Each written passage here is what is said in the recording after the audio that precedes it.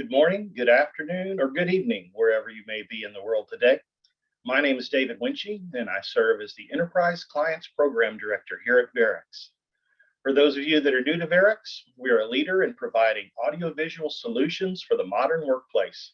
For over 70 years, we've been helping organizations leverage their ever-changing business communication needs to solve problems and grow. And in fact, next year we'll be celebrating our 75th anniversary. With our global presence, Verrex is proud to help organizations leverage these solutions to meet an entirely new set of business challenges and implement enhanced user experiences. Thank you to all of our attendees for joining us in today's webinar. This is the third and final webinar in a three-part series that continues us on a journey in pursuit of the new hybrid workplace. As a large number of businesses continue to move forward with reopening their offices, Verrex created this series to bring in some diverse perspectives, first from our own team here at Verrex in the initial webinar, from our manufacturing partners in our second segment, and finally today we share the voice of the business in the AV marketplace. We've assembled this team of business leaders from various market segments to share with us their own personal experience in leveraging Microsoft Teams, Cisco WebEx, and Zoom in developing and supporting a hybrid workplace for their firms. First, I'd like to introduce Hitesh Chawda, Vice President of Global IT Service Delivery and Telecommunications at Charles River Associates in Boston, Massachusetts. CRA is a leading global consulting firm that offers economic, financial, and strategic expertise to major law firms, corporations, accounting firms, and governments around the world. Hitesh manages CRA's IT support staff globally with key responsibilities that include budgetary control, procurement, vendor and contract management, project management, and directing technical services delivery, including audio and visual conferencing. Welcome, Hitesh. Glad you could join us today. Thank you, David, and to the Verrex team. Thank you for having me today. Absolutely. Next, I'd like to introduce Shailesh Shenoy, Assistant Dean for Information Technology from the prestigious Albert Einstein College of Medicine, a research-intensive medical school in the Bronx, New York. Over the past few years, Einstein has aggressively modernized its multimedia infrastructure, which contributed to enabling in-person, socially distanced medical education to happen during the pandemic. In his role, Shailesh is responsible for multimedia and collaboration technologies used by students, as well as faculty and staff who serve as educators, researchers, or administrators.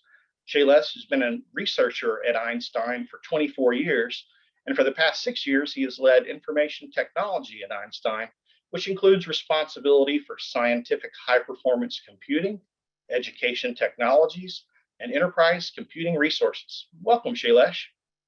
Thanks for having me. I appreciate it. Gladly. For our third panelist, let's welcome Bhisham Somai from the global law firm of Weil, Gotshal Manges, LLP. With approximately 1,100 lawyers and offices around the world, Weil operates according to the one firm principle, allowing him to bring the right mix of firm-wide skill and local market presence to deliver the coordinated legal advice necessary to help their clients achieve their sophisticated goals and objectives. Bhisham has served as the global head of audiovisual technologies at Weil for the past 10 years, with responsibility for the implementation and support of collaboration technologies across all Weil offices, including conference centers, attorney offices, desktop computing, and mobile devices.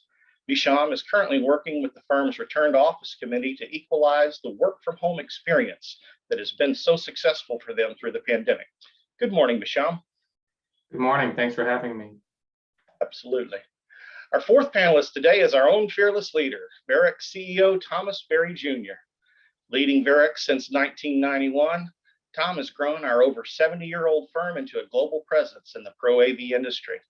Tom thrives on engaging with clients and helping employees reach their maximum potential. He is passionate about the use of AV technologies to empower global business collaboration without limitations. Welcome, Tom. Thank you. Good morning, and it's great to be here. Great to be back. Yeah, back in the saddle. Finally, I'd like to welcome Ben Dandola Grubb, our Vice President of Engineering Services, who will also serve as our moderator for this panel discussion. Ben continues to not only drive best practice solutions, but more importantly, helps us all understand the dynamics that technology plays in implementing successful business solutions. This three-part series was actually developed by Ben as a way to educate both our partners and our clients. Thank you, Ben. Good morning. Thanks, David. Before we start, I want to cover a few quick administrative details. First, we are recording today's session and we'll make a replay available in a few days. You'll be able to find this recording as well as our previous webinars, technology solutions, and general tips and tricks videos on our Verrex YouTube channel. Please like and subscribe to be notified as we continue to release new content. Additionally, we'll be having a Q&A period at the end of this webinar. Please be sure to use the Q&A button at the bottom of the screen and type in any of your questions. And now I'll turn it over to our expert team. Ben, it's all yours. Excellent. Thank you very much. I am very excited to be having this conversation here today with this group because we bring a number of unique perspectives, but we're all having the same end goal of enabling and empowering our users and our clients to communicate and work together. So I want to help us navigate through the conversation, going back in time, talk a little bit about COVID and lockdowns and what you guys had to deal with, what you went through, creating new workflows that you probably had to talk through with your users because you probably had new requests coming in. I want to think about the video conferencing platforms you're using and the hardware choices that you guys have made to best serve your organizations. And then I want to see if we can dive into, if you have a vision for the future, where are we going? What are you guys excited about? And what may be coming that would help continue this changing and evolution of the technology path that we've been on for a while. So I'm going to start us off by going back in time. Hitesh, I'd like to start with you. Would you start by describing what you might have had to go through when back in 2020 with COVID lockdowns? Thank you, Ben. It's a great question to start us off with. Prior to sort of March 16th, we're a global consulting firm. We work better in the office together, collaboration, etc. And then March 16th came and hit us, and overnight we transformed into a remote working or a remote workforce, and to keep the sort of proverbial lights running, etc. And to keep that collaboration efforts that we had was a huge feat that we took on, and I'm pleased to say that by embracing. At the time, we were with Skype for Business Online. We were going through a migration to Teams, Zoom. We used as well in conjunction with that. For our teams, they knew what the in-office experience was, but trying to recreate that was something that we had to. There's a education, there was the stability, there was over communication, and ensuring that we can still continue to provide the high quality work to our clients. In a remote world. So that was the biggest sort of feat that we had. And I'm pleased to say that, we took the challenge on with gusto and we're able to come through it. And now it's, our internal constituents are more au fait with the conferencing facility features, et cetera, more than we are, so that's, I'm glad that they've embraced it. And it's remarkable, like coming out of it, it's, how many people were shy in sharing out their video camera? Now it's like, it's a natural reaction for them to do that. It's muscle memory. You're basically obligated to have your camera on at all times nowadays. It takes one person, right, Ben, to do that, right? And then all of a sudden you can start seeing folks flood in. Yep. And then Shailesh, what about for you and your team? Was it different because you're in the education environment? What about you guys? Did you have to close down as well? We didn't close down completely. That's because there was much research happening here related to COVID. And as a result, we were not completely closed and not completely open. So we really did have a hybrid environment here. And for medical education, there was still training in the clinic happening. All the didactic learning was happening through distance, which all that technology already existed. Students were used to being able to view lectures remotely when they wanted to, or recorded. The biggest challenge, of course, is just as a society, everybody saw probably the largest adoption of new technology that we've ever seen, and the fact that we were all doing this together was very interesting. The college has been using technologies like Zoom for years, but this was a little bit different. This was more than just having collaboration. This was just doing everyday work. It's pretty interesting. What about you, Bhisham? Was it an impossible mission? At times it felt that way, for sure. But we like Hitesh were Skype for Business, and we didn't allow any sort of collaboration tools like WebEx or Zoom or Teams on our attorneys' laptops because the client data is on there, and we didn't want any cloud technologies. So they had like a host machine where they joined these meetings from. And while they were in the office, they always showed up at a conference room. So there goes the pandemic in March 2020. And we're like, what do we do? No one can figure out how to use the what we call the unlocked desktop from home. They can't port their cameras over. And it was really challenging. And so we had to allow Zoom. We had to spin up accounts. We had to allow WebEx. It was such a challenge. I think remember working 16-hour, 18-hour days just to get everyone set up with Zoom accounts and WebEx accounts and just allowing all of these platforms and from home. And I'm not even going to touch on the hardware issues, but yeah, it was immediately we had to step into gear to get this done. I think you've all touched on a nuance here that we're going to get into more in this conversation, in that everyone in our preliminary conversations we've had as a group, and also right now in the past few minutes, we've all talked about multiple platforms. And it seems to me that every organization, while you might have a primary, there are secondary, tertiary. You're using everything. Your users are using everything. So we'll delve more into that side of the conversation, because I want to hear about the requests that you guys have been coming in. But my next question is for whoever has any stories here would be, did you guys have to buy, or did you buy hardware to help facilitate people who are remote? Yeah, I can kick that off. Yeah, we did. It was the additional peripherals, right? So it's they all had laptops, etc., right? But it's trying to make sure that they were ergonomically equipped to still work from home, etc. So it was the monitors, right? And then it was the cameras, right? And then it was and dealing with a sort of global supply of those peripherals as well, to make sure that when we're conversing with our clients, it's as similar to, as close to that in-person experience.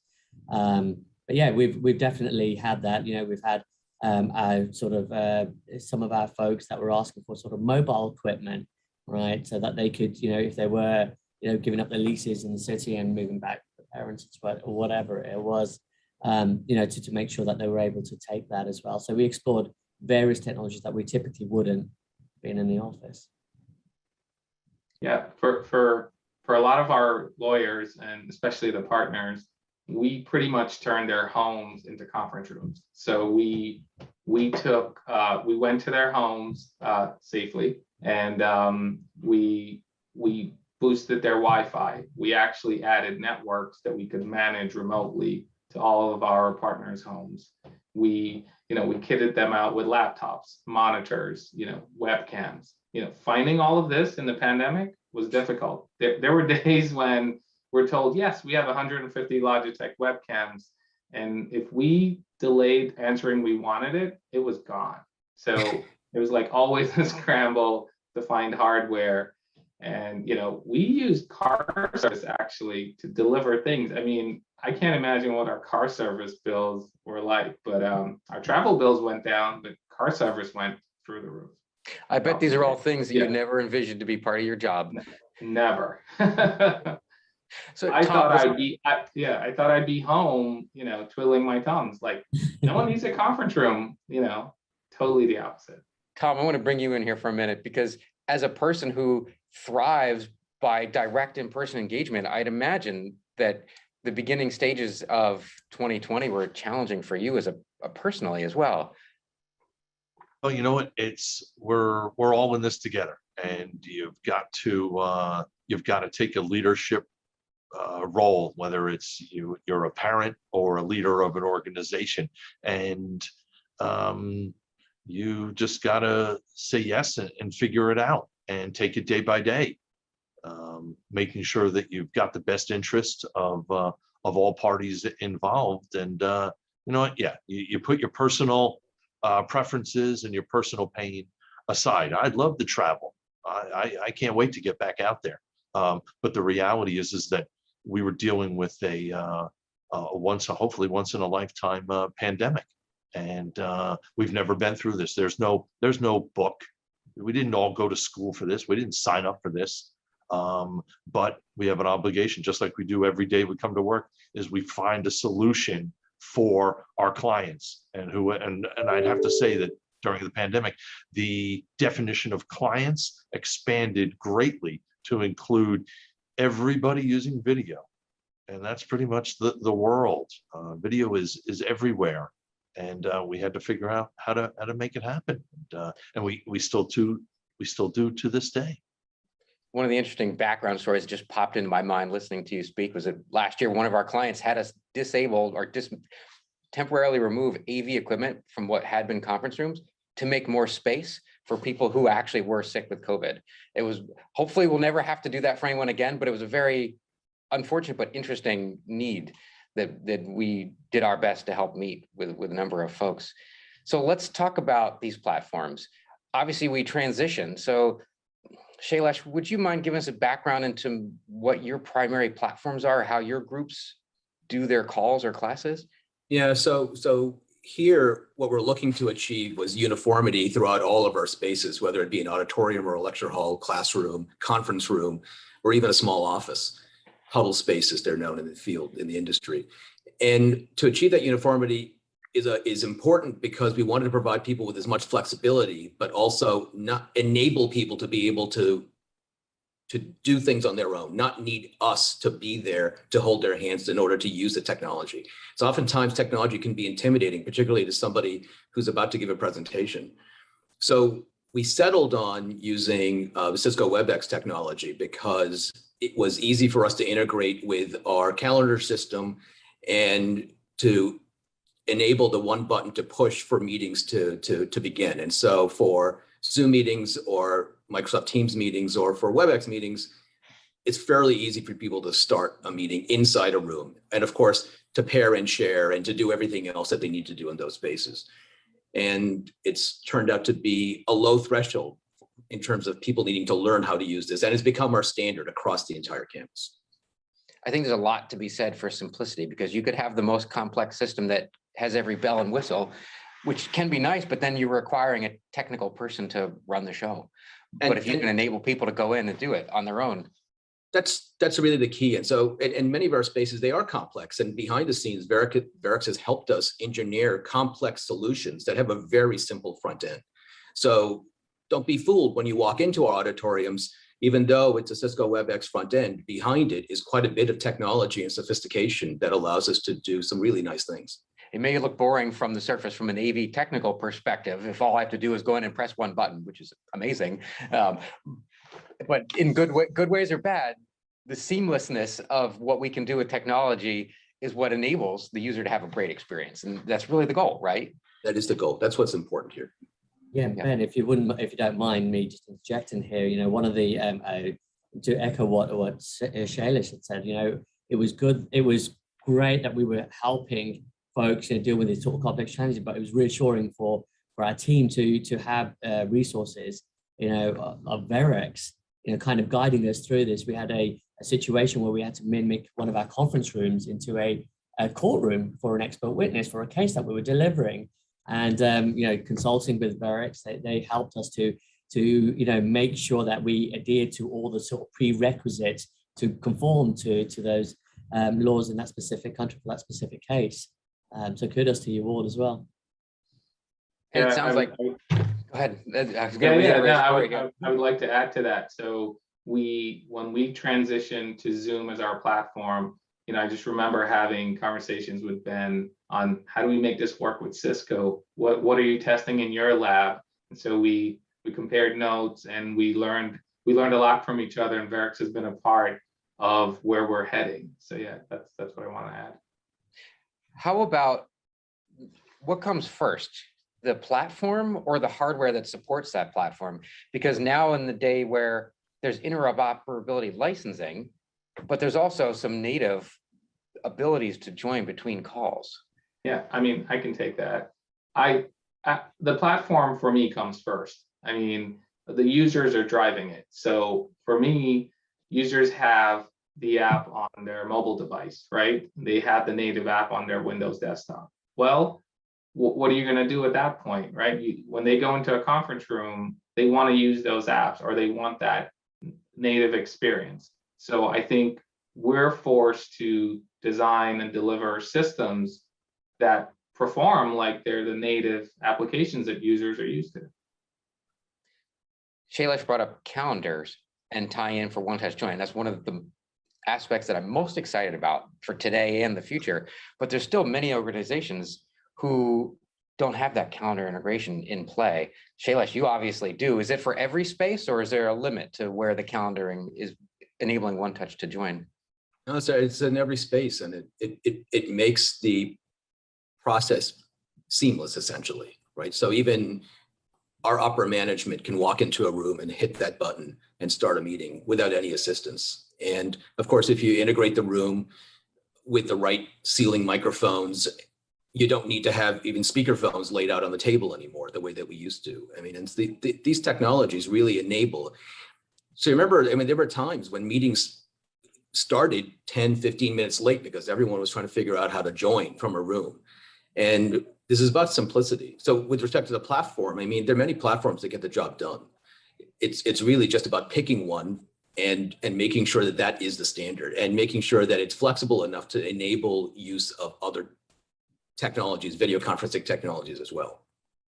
So Hitesh, I'll throw it to you for a minute. How about standardization in terms of keeping the user experience the same, whether you're in Boston or London or anywhere else? Well, that's the beauty of simplicity, right? Is that if you've done your homework, right? And for us, as Bhisham, is that, you know, the platform kind of helps us to dictate where we're going to go in terms of technology. We're a Microsoft shop, so you know, we've gone through the whole sort of evolution of Link, Skype for Business to Teams, and then there's calendar integration, as Shailesh mentioned. You know, is that with the design of our sort of front ends of our restaurant equipment, the user interface is key, right? If you've done everything properly, if you reserve the room, etc., you can come in and have that one-touch experience, right? And we used our Boston office back in 2015 as that blueprint for all of our offices. So every time we acquired a new office space, a physical space, and we're fitting out, the AV component was a huge win, and it always came at the end of a build out, right? So it was trying to manage and everything like that, and you guys have all the scars to talk to that, right? But it was whether I had colleagues that came from our London office and went to our Oakland office, they should have that same user experience, irrespective. And as long as we're doing our job in terms of the maintenance, etc., it should continue to work that way. Do you have any specific features that you like a lot about Teams? Yeah, it's interesting, right? Because Teams, when that came from from Skype for Business Online, right? Teams is truly a collaboration tool, right? It is literally, it's got your file repository, it's got the collaboration that goes with it, it's got you know, the voice over IP, right? So everything is the one application.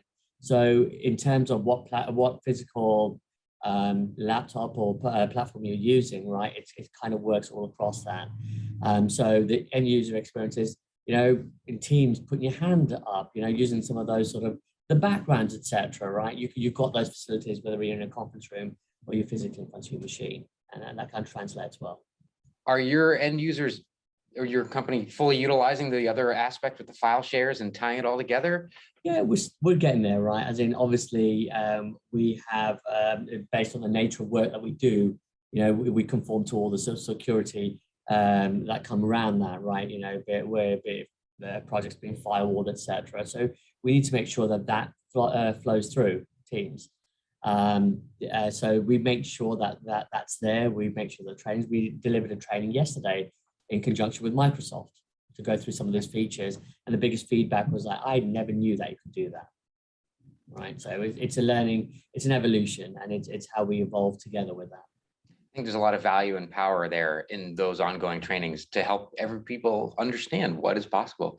Correct. So Bhisham, I know that you guys are migrating to using Zoom in a lot of spaces. Are there any special features that you're excited about that you feel will be important or are today?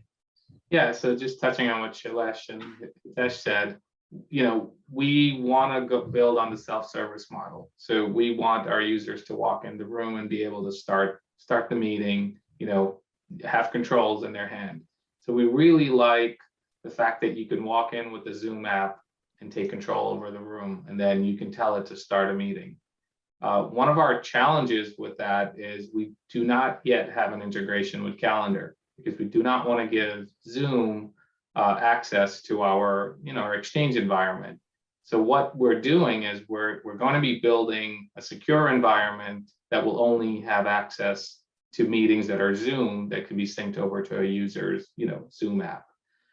We did some dry runs with that. It looks really good. So that's what's going to drive out throughout the summer, and hopefully in September, when everyone returns, someone can walk in the conference room, pick any meeting that they're hosting or invited to, and start it. I mean, and that's one thing we're excited about.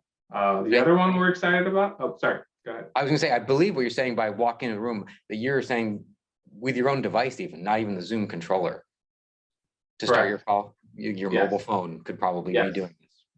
Yeah, exactly. So the Zoom app or the Zoom room control will accomplish that. And the other one we're excited about is Smart Gallery. So it's where you're now in a conference room. There's 8 people in there. Well, when someone's home, they have their own box. You have 8 people sharing one box in a Zoom meeting. That doesn't come off well today. People aren't expecting that. So a lot of our time is focused on how do we equalize the experience from home versus in a conference room. So Smart Gallery from Zoom promises to take out everyone's faces and drop them right here in the gallery. So we hope that really comes true, and it's in public beta right now. So that's an exciting feature. I think of that conversation, and I call it video conferencing equity, where we can all have the same size head on the call in there. Tom, right next to you down the hall is a new boardroom going in, upgrading. It's going to be a Zoom room. And so I'm excited to be able to give you that new conference room, because it is going to give you that one-touch join. What's your experience in the past with how long it takes to join a meeting in a traditional system? You know what? Honestly, I'm a perfect example of the shoemaker's son does not wear shoes. So we tend to be the guinea pig here for you and your department to suggest and to play with the ever evolving technology that comes through. So I think, in essence, it's gotten easier. I've seen it from afar. I can't honestly say that that I participate, because I think, again, that I'm just a good patient. So I'm not sure if I should say sorry or thank you for letting us experiment inside the building here. It's all good. It's all good. It's all in the word of R&D. Yep. So Shailesh, with your primarily Cisco for the hardware, what is the primary platform for the average call? Is it Zoom or is it Cisco? It's largely Zoom. It was the most popular platform before the pandemic, and of course, globally, Zoom became kind of synonymous with making a video conference call in society, and so we already had that in place. But WebEx offers some opportunities for our population, for our clients, that's really more about collaboration in a way that Microsoft Teams has grown to embrace as well. And I feel like in an academic environment, it's not useful to try to fit everybody into one form, into one solution. What's useful is to give people options and to find out what works best for them. So our choice of WebEx was more about the endpoint and having that consistency across all of our rooms and the different sizes, and being able to have a single product that we could deploy and meet all those different needs. I like how in your rooms, it probably doesn't matter if it's a WebEx invite, a Zoom invite, or a couple of the others. You can still have that one-touch join experience. Yeah. That's something that really makes it uniform for folks. They don't know the difference what the meeting was. Have you specifically paid money to buy any interoperability licenses? And I guess specifically, I'm thinking about maybe Microsoft Teams, if that even is a platform that you guys try to use. No, we have not. So we've been using the WebRTC for that, and it works well. Ooh, So can you give basically, yeah, so basically that integration works behind the scenes. As long as the calendar integration exists between WebEx and our Exchange, which it does, Microsoft 365, then the WebEx system will automatically parse the calendar invites for the information necessary for the room system to join. And it's like magic, really. I mean, it's really pretty amazing. So whether it's a Zoom invite or a Teams invite, or of course the WebEx invite, the system's prepared for joining that meeting. And I personally, in go that ahead, David. context, sorry, there was an interesting question that came through. What are your policies around meeting invites that originate outside of your respective organizations, and how are you supporting them from your room systems? Yeah, I can take that. So if they have a SIP portion on the invite, then we simply can join that. We've got Cisco bridging infrastructure that we can call out to, or the room is allowed to dial directly out. It's not as simple as how Shailesh has it with calendar, but we're working towards that. But if someone wants to join from a room, we look at the invite and connect a call for them, or show them how they can do it themselves. I think the question may also be, what happens if what if I try to send the invite to one of your conference rooms? You can. So we are the middleman between the end user and the conference room today. Yeah. Yeah, similar to that in the same vein as well. Because of our sort of security concerns, etc. I can't simply forward your invite, Ben, to the conference room. It just won't let you do that. For any sensitivity reasons. So we typically, similar to sort of Bhisham, is that, my team and I are sort of that, from our clients to our end users, right, and the conference room, we kind of fit somewhere in the middle there to ensure that it goes as smoothly as possible. And that's why when you walk into a conference room, although Teams is the preferred option, similar to this, I can use Zoom using the local room PC, etc. There was one time where I saw a client's punch list come to us where it said, the room didn't work when the Verrex engineer sent the invite to the room. And my answer was, well, yes, of course. That's never going to work when it's on your environment. And it's interesting, I bring it up only because the AV guys are now getting, or it's essential, having more and more of these IT type conversations. And there has to be that understanding there of, is this an AV problem, or is this just a standard IT practice that's normal everywhere? It is. It is, and I think that's where the sort of requirements discussion comes in and plays into play when we were implementing the end solution. We joked earlier that Tom's going to be doing some requirements, fact gathering for prospective engagement, right? And that's where I kind of hold most value to the conversation. When we were designing those rooms hand in hand with Verrex, we went through and with our punch list, and we kind of ironed out what was not feasibly possible and what required more sort of training and what we had to do to make it work as well. So we found that sort of common middle ground. But yeah, there is that, there's always those sort of gremlins that you find after you've implemented it, and you have to kind of adjust that course as well. Mm-hmm. Shailesh, you look like you were going to jump in a moment ago. Yeah, I was just going to say, it doesn't matter where the meeting originates from, right? Ultimately, it's a meeting. It's like you're inviting a guest to your conference room.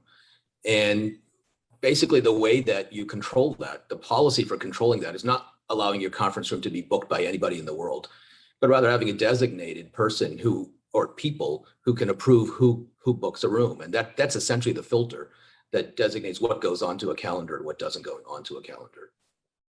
Mm-hmm. Hitesh or Bhisham, have either of you guys ever paid for an interoperability license, a CVI?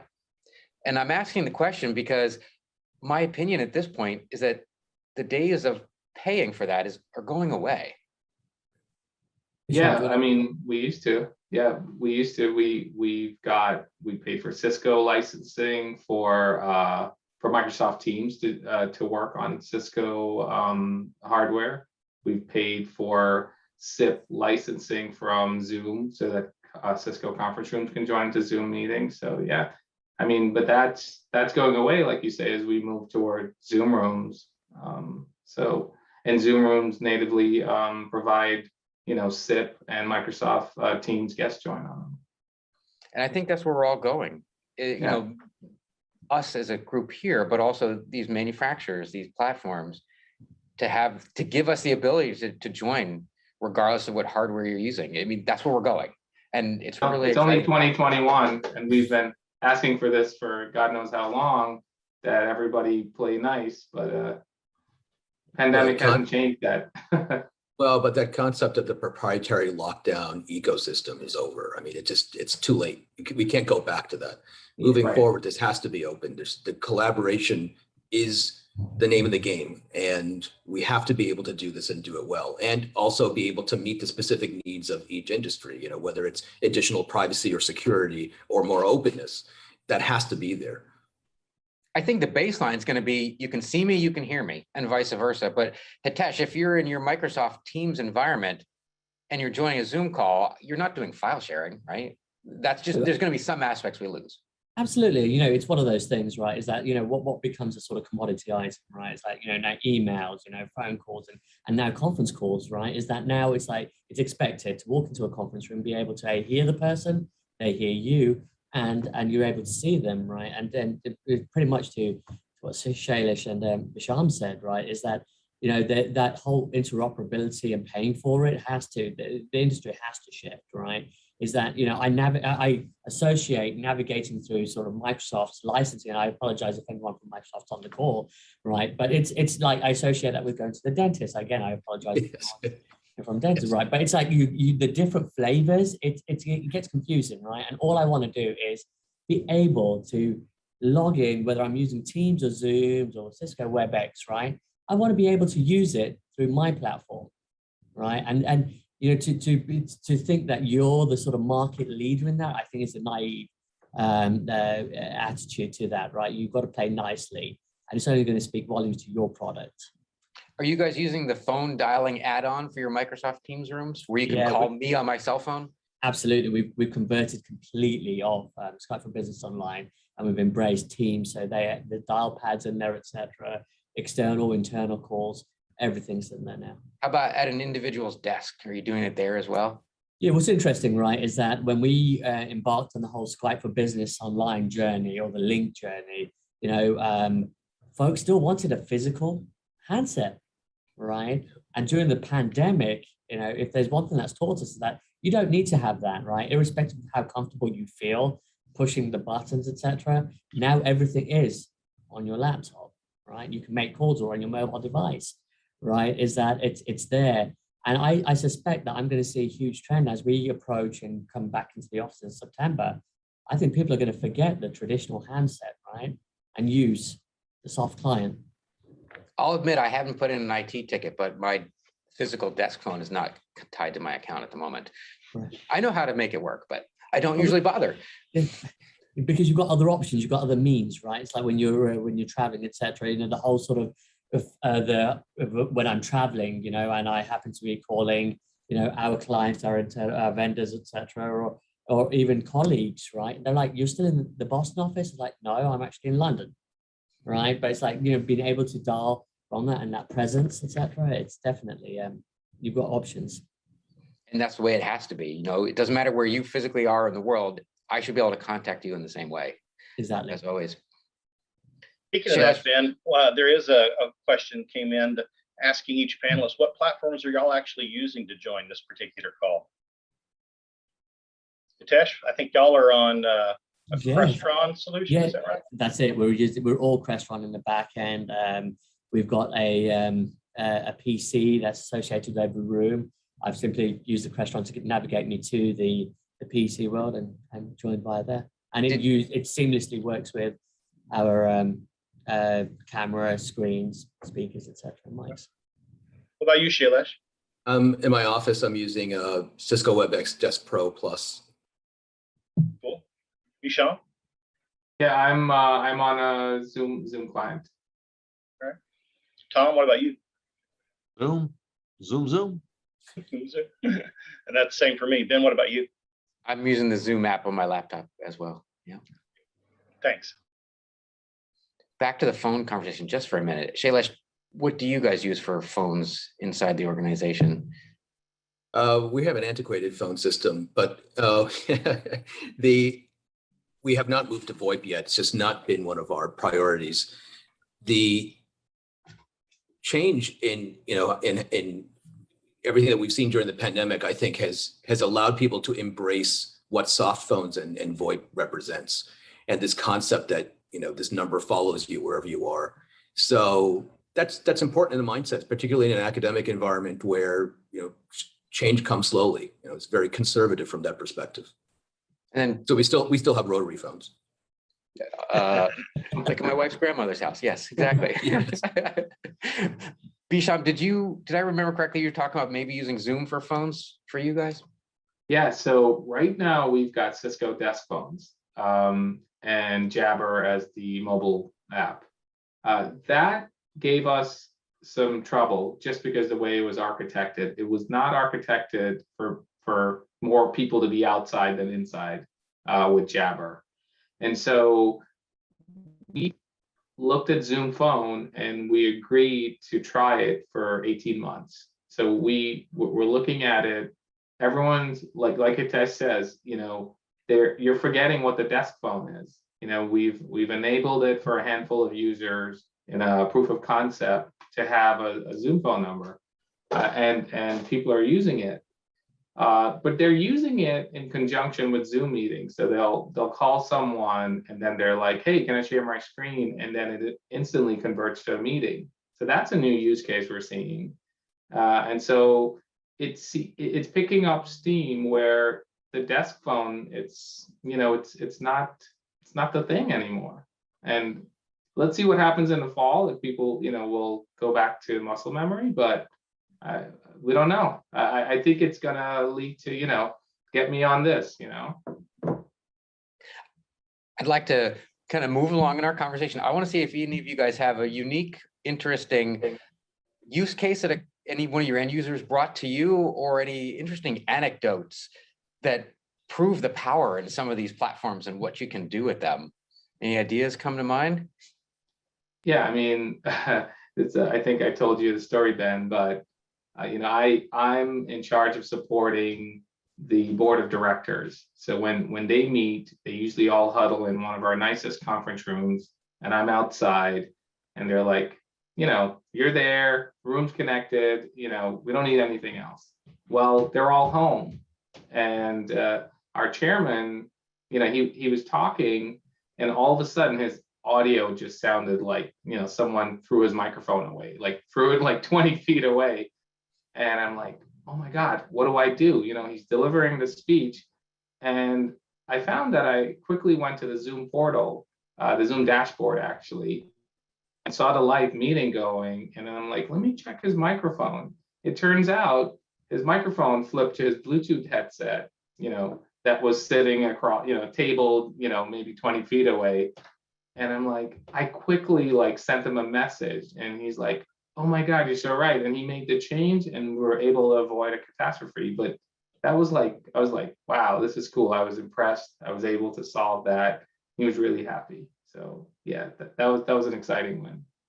That's both useful and really scary in some ways, that you can go into that portal, you could see my home IP address, and it'll tell you what model camera I'm using. Yeah. But it's also very helpful for support. Can't lie. Hitesh, does anything come to mind for you? Yeah, so I think the Zoom dashboard is absolutely key. Especially during the pandemic when we were trying to communicate. So when our CEO was trying to converse with all of our colleagues worldwide, we use Zoom. But the Zoom dashboard was absolutely critical throughout that, right? So especially for our speakers, that we can check, and see the metrics around it and get ahead of that. So that was certainly a great help. The interesting story was that we were delivering a case. Our expert witnesses were here, and during the pandemic, we had to convert one of our conference rooms, and I alluded to that earlier, but our boardroom literally has, all the intricacies of the technology, and we had to convert this boardroom into a courtroom. But we were directed by the law in Europe, in an Eastern European country, and they had literally to sign off and to be able to validate the expert witness's testimony, right? Is that to be able to say, you know, the judge could say, you can only have your materials you would use in a physical courtroom, right? So it was, but then we had to, the judge had the flexibility of saying, actually, I saw that you were looking to your left. Can you just shift to the camera behind you just so I can see that no one's passing you any information? So, and we at a drop of a hat, and we had to all be on the sort of docket, you know, to be able to go in there. And we quickly did that. And it transpires that, you know, the lunch had come in, so that kind of distracted the expert witness's attention, right? So that was lesson learned, but we had to make sure there was nobody else in the room. So converting that, it was certainly a huge feat that we had to accomplish, and it was great. You know, it made the whole discussion after that. It's like, why do I have to travel to Eastern Europe, right, to deliver this? Why do I have to travel anywhere when I've got the technology at my fingertips as well? For me personally, it's exciting to solve a problem like that. Not that I solved that problem, I wasn't involved, but just being involved in those situations is exciting in the moment when you can meet the need and help someone along. Shailesh, but we had to, we had to get Verrex resources, Ben, right? And it was, although you personally weren't involved in it, I think we did drag you into one of the conversations. I was on a phone call with Rob. That's right. But we had to get you guys to help us with that, right? To be able to pull it off. So we single-handedly didn't do it ourselves. We wouldn't have done it without your guidance as well, team's guidance there. Solving problems is fun to do. Shailesh, any quick tidbits from you and what your people needed? Yeah, I would say here, you know, a challenge that I'm sure we all met was the area that we're supporting, you know, expanded from, you know, the college campus, 2.5 million square feet, to everyone's home. So we got like 3,500 people at home who now have problems because they don't have adequate bandwidth or the space from which to work and expect things to work as well as they do here. And that's challenging to support. I mean, and also just intellectually, when you don't have to use a tool like Zoom to do everything, you don't learn a lot about Zoom. But when people were dependent on Zoom, they discovered features that they didn't know about before and that we needed to support. So for example, just from classroom instruction, the ability to break students out into breakout rooms was something that people found immensely helpful. But there's a lot of support in the beginning in helping people understand how to do that and how to make sure the experience is what they expect it to be. That makes sense. And as we go into QA, I want to see what you have to add, Tom, on this. The one thing that I found to be quite enlightening with Zoom is that you can have wine and beer tasting events over Zoom. Now that opens up a whole different Pandora's box with way too much alcohol consumption, but I found that those to be quite refreshing, and I hope those remain post-pandemic.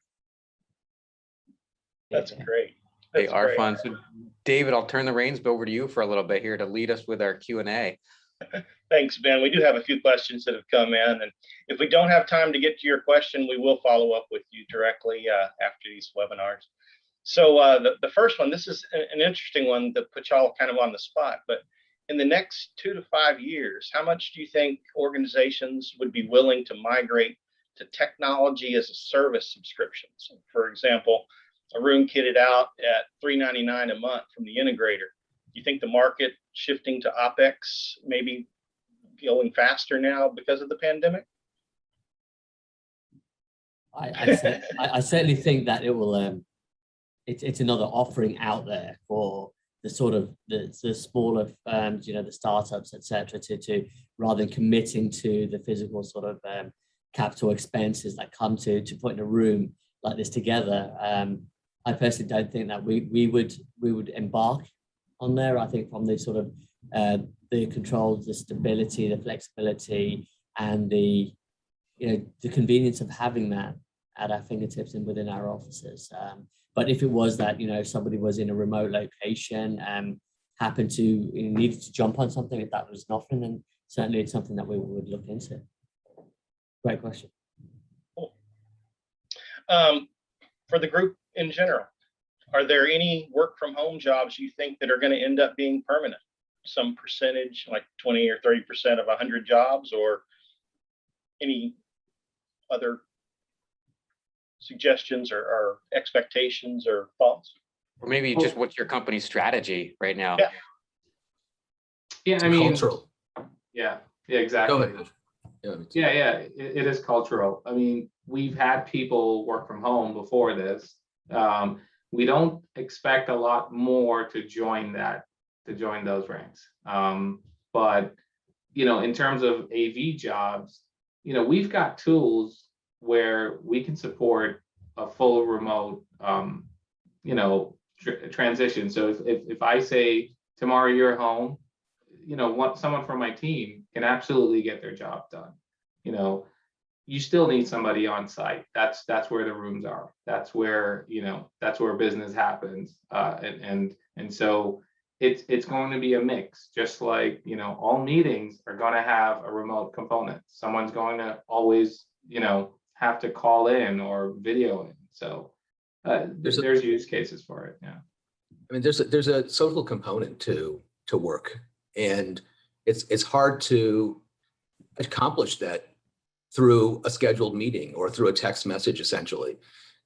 Microsoft Teams or WebEx or Zoom, not a substitute for, just water cooler talk or casually encountering someone in a corridor and being able to get business done. I mean, a lot of business gets done without scheduled meetings. And so, yes, there will be a lot of jobs that could be done remotely, or maybe more remote work days, but it's not going to be a complete substitute for the type of business that we do here. Yeah, I agree. I think, it comes September, we're going to be slowly migrating back into the office with a sort of guideline of, at least 3 days within the office and the other 2 remote. So the hybrid option is always going to be there, but it's certainly no substitute of being physically here. Our workspace here has that sort of ability and facilities that enable us to have those sort of water cooler conversations. And I think that's where sort of the kind of best work, kind of the collaboration, the brainstorming, etc. happens. And there is that sort of substitute to that. No distractions. Correct. Exactly. This is a highly relevant question here. How do we best solve against the reality of hardware investment that was designed to meet custom VC capabilities, but now needing to run Zoom on the solution that doesn't necessarily meet the simplicity of Zoom solutions? I think we've heard from each of y'all of some of the things you've y'all done in that way. Are there any hurdles that you're running into with that right now? Is a question about legacy hardware? Exactly. Legacy hardware, and then trying to be able to support these current, there's no such thing as future proof. There just isn't. Everyone, wants to believe that there's a future proof, but there isn't. And the technology is going to continue to evolve. And it just, you can't, at some point, technology needs replacement. I mean, it's hard. I mean, it's a hard thing to say. I mean, but that's what's going to happen. Yeah, I agree. Look, we built our conference center in 2019, and Ben knows he's helped us rework this for Zoom. These things hardly have any miles on them, and we're looking to toss them out. I mean, it's such a shame, but it's the truth that the speed that the pandemic helped innovate collaboration technology, we have to catch up with it, and we have to say goodbye to things we didn't get to really use yet. So that's what's happening. Agreed. And when I got invited to this, I did threaten Ben and David and Tom, that I will be taking this from the conference room that they've built out, right? So because of that, right? But already I'm here, right? And I'm already thinking what the lessons that we've learned and how we need to adapt with the technology that we've got, right? And unfortunately, for some of the newer stuff, that may have to go away to make that possible for us. Right. Very good. Well, we are coming up on the top of the hour. I do want to say thank you to each of you, Hitesh, Shailesh, Bhisham, and Tom, and Ben. As always, we really appreciate everybody's time and insight today. I do want to thank everybody that's joined us today, and we hope that you found this final segment in our 3-part hybrid workplace webinar series valuable. Please do follow us on LinkedIn and other social media platforms for future webinar details and insight into key AV technologies that empower global business collaboration without limitations, which is our mantra here at Verrex. The recorded replay of this webinar will be available next week, and we'll share the recording with the attendees when we have that posted. The questions that weren't able to be answered today, we will try to follow up on each of those as well. This and our future, or in our previous webinars, are actually available on our YouTube channel. If you have any follow-up questions or would like to schedule a personal discussion, do feel free to connect with any of us on LinkedIn. So with that, we thank everybody. We hope you have a great day. Please stay healthy and be safe. Thanks, everyone. See you Thank you. soon.